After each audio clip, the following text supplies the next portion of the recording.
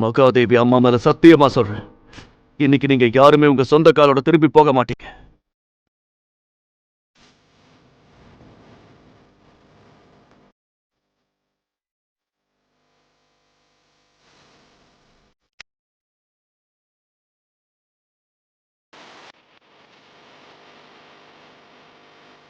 பவுன்சர்களை ஒரே நேரத்தில் அடித்து வீழ்த்துவது ஒன்றும் விளையாட்டு அல்ல. எல்லோரும் சிவாய் பைத்தியமாகிவிட்டதாக நினைத்தார்கள். 20 நொடிகளில் சிவாய் எல்லோரையும் அடித்து தரையில் தள்ளினான். அவனுக்கும் கொஞ்சம் காயம் ஏற்பட்டது. ஆனால் அவன் இரும்பால் செய்யப்பட்டவன் போலிருந்தான். தேவ் அழைத்ததால் போலீஸ் வந்தது. நந்தினி எதையும் சொல்வதற்கு முன் போலீஸ் சிவாயை முட்டிப்பட வைத்தது. அவனது உலகம் முழுவதும் இன்று முடங்கிவிட்டது. அவனது சிறுவயது காதல் அவனது இதயத்தையும் நம்பிக்கையையும் பெருமையையும் உடைத்து விட்டது. ஒரே ஒரு கேள்வி அவனது மனதில் எதிரொலித்தது. ஜம்முவிலிருந்து அவன் நேசித்த அதே நபர்தானா இவள்? முதல் முறையாக நந்தினி சிவாயை அவன் கண்ணிலேயே விழச் செய்தாள். இதுதான் ஒருதலை காதலின் விதியா? இப்போ சிவாய் யாரை தேர்ந்தெடுப்பான்? தன்னைத்தானா அல்லது அவனது பழைய காதலையா? இந்த சிறைக்குள்ளிருந்து கொண்டு அவனால் பழைய காதலை மீட்க முடியுமா? தெரிந்து கொள்ள தொடர்ந்து பாருங்கள்.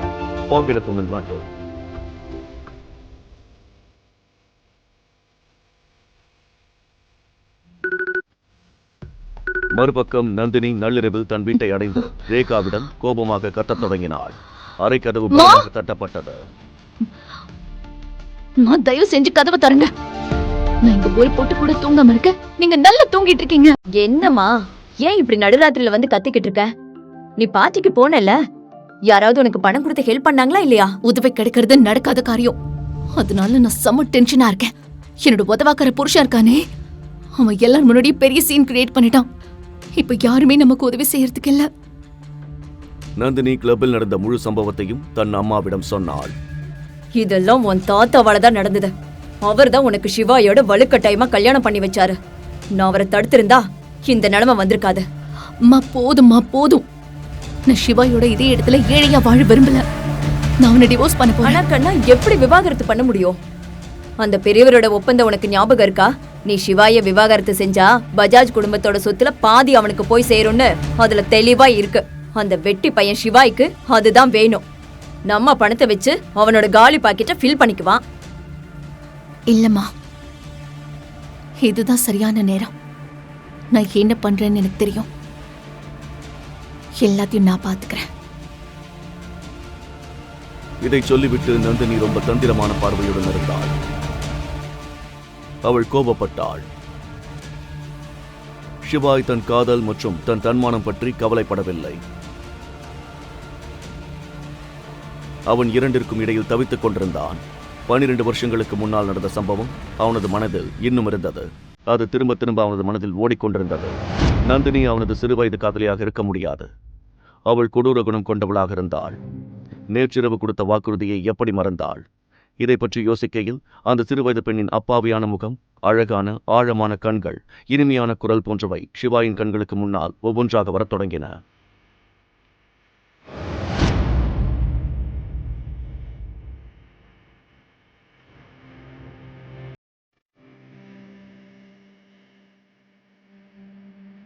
நந்தினி என்னோட சிறுவயது காதலியா இருந்தா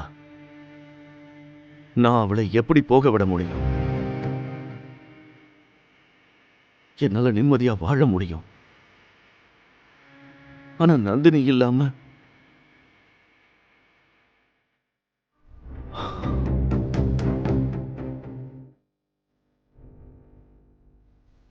அடுத்த நாள் காலையில் நந்தினி சீக்கிரமாக எழுந்து தயாரானாள்.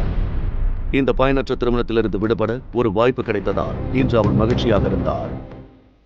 இன்னைக்கு அவனை பெயில் எடுப்பேன்னு ரொம்ப சந்தோஷமா இருப்பான்.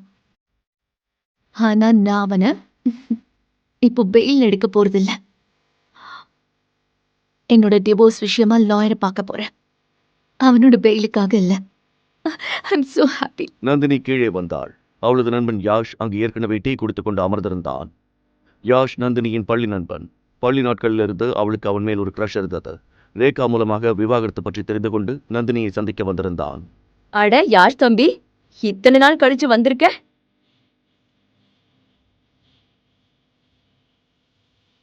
இதோ நந்தினி வந்துட்டா.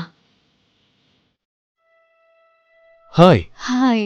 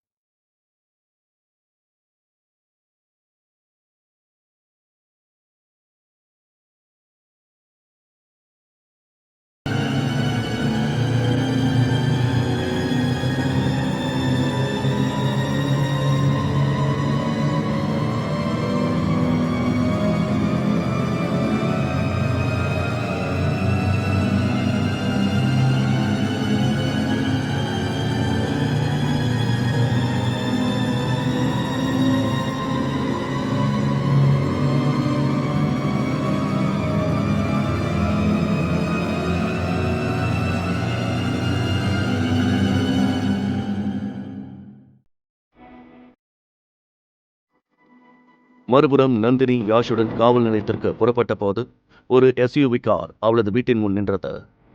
காரின் கதவு திறந்தது. சிவாய் காரிலிருந்து இறங்குவதை பார்த்த நந்தினியும் யாஷும் அதிர்ச்சி அடைந்தனர். அந்த நேரத்தில் சிவாயின் கண்கள் எரிந்து கொண்டிருந்தன. நீயா? நந்தினி, 12 வருஷத்துக்கு முன்னாடி சென்ட்ரல் ஸ்ட்ரீட்ல நடந்த சம்பவம் உனக்கு ஞாபகம் இல்லையா? அந்த கிட்னாப், அந்த பர்த்டே, ஏதாவது ஞாபகம் இருக்கா? உனக்கு பைத்தியம் பிடிச்சிருக்கா? இல்ல நேத்து வாங்கின அடியில மூளை குழம்பிருச்சா? நீ நீ எப்படி வெளியே வந்த? உன்னை யாரு பெயில் எடுத்தாங்க? ஏன், என்ன, எப்படி? நான் இத பத்தி உன்கிட்ட பேச விரும்பல. வாழ்க்கை எனக்கு ஒரு பெரிய பாடத்தை கத்துக் கொடுத்திருக்கு நந்தினி. நீ நேத்து என்ன அப்படி அவமானப்படுத்திருக்கலனா, நீ மிஸ்பிஹேவ் பண்ணாம இருந்திருந்தா ஒருவேளை நான் என்னையே மதிக்க கத்துக்கிட்டு இருக்க மாட்டேன். இல்ல உனக்கு மூளை ஏதாவது குழம்பிடுச்சா? இன்னைக்கு நீ இப்படி இருக்கிறதுக்கு காரணம் நீதான். உன்னாலதான் எல்லாமே நடந்தது, நான் கிடையாது. உன்னை ஜெயில இருந்து வெளியே கொண்டு வந்து உனக்கு ஹெல்ப் பண்ணலான்னு நினைச்சேன் பாரு. Stupid.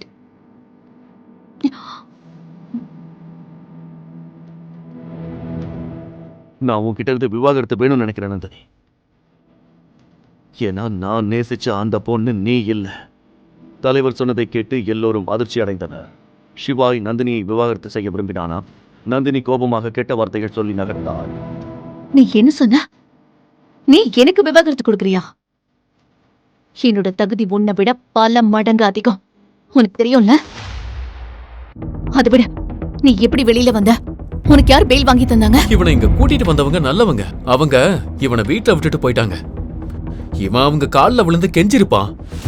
இல்லனா இவன் வெளியே வந்திருக்க மாட்டான். இப்போ உங்களுக்கு தெரியாது, நான் என்னையே மதிக்க கத்துக்கிட்டேன். நான் மகாதேவன் குடியிருக்கும் அந்த ஒளி துகள். இதுவும் உண்மைதான். நான் என்ன மதிக்கலனா இந்த உலகம் என்ன எப்படி மதிக்கும்? என் ஒவ்வொரு மூச்சும் என் வழிபாடு, ஒவ்வொரு அடியும் ஒரு உதாரணம். இனி நீ பார்த்துக்கிட்டே இரு. இது ரொம்ப சுவாரஸ்யமா இருக்க போகுது. நீ யார் இப்ப இதெல்லாம் சொல்லிட்டு இருக்கிறதுக்கு? இந்த மொத்த ஊருக்கும் தெரியும் நீ என்ன வேலை செஞ்சுட்டு இருக்கன்னு. பெரிய இவன் மாதிரி எனக்கு லெக்சர் கொடுக்க வந்துட்டா. ஆமா, நான் என்னோட மரியாதையை இழந்தேன். உனக்கு முன்னாடி, உன் குடும்பத்துக்கு முன்னாடி, ஏன் இந்த முழு நகரத்துக்கும் முன்னாடி. அது ஏன் தப்புதான். ஆனா நீ என் காதல பார்க்கல நந்தினி. உனக்காக நான் செஞ்ச சின்ன சின்ன முயற்சிகள் எதையும் நீ பார்க்கல. நீ என்ன நினைச்சிட்டு இருக்க நந்தினி? என்ன திட்டுறதையெல்லாம் கேட்டு ரசிச்சுக்கிட்டு இருக்கேன்னா? நான் உன்னை மட்டும்தான் உண்மையா நேசிச்சேன். ஆனா நீ அதை புரிஞ்சுக்கவே இல்லை. உன்னோட அம்மா உனக்கு காட்டினதையும் இந்த நகரம் உனக்கு காட்டினதையும் மட்டும்தான் நீ பார்த்த. என்னோட காதலை உன்னால எப்பவுமே புரிஞ்சுக்க முடியல நந்தினி, எப்பவுமே. ஆனா மகாதேவ் மேல சத்தியம், இனி என் கண்ணு முன்னாடியே நான் அவமானப்பட விரும்பல. சிவாய் சிறையில் இருந்த ஒரு நாளில் மிகவும் மன உளைச்சல் அடைந்தான். அவன் உடலை விட அவனது ஆன்மாவில் வலி அதிகமாக இருந்தது. ஆனால் அந்த வெட்கமில்லாத மக்கள் அவனது நிலைமையை பற்றி யோசிக்கவில்லை. நான் உன்னோட காதலை எப்பவுமே விரும்பல. முதல் நாள்ல இருந்தே நான் உன்னை வெறுத்துட்டு தான் இருந்தேன். என் தாத்தா உன்கிட்ட என்ன பார்த்தாருன்னு தெரியல. அவர் ஃபோர்ஸ் பண்ணதுனாலதான் உன்னை நான் கல்யாணம் பண்ணிக்கிட்டேன். இப்ப நீ என்ன சொன்ன?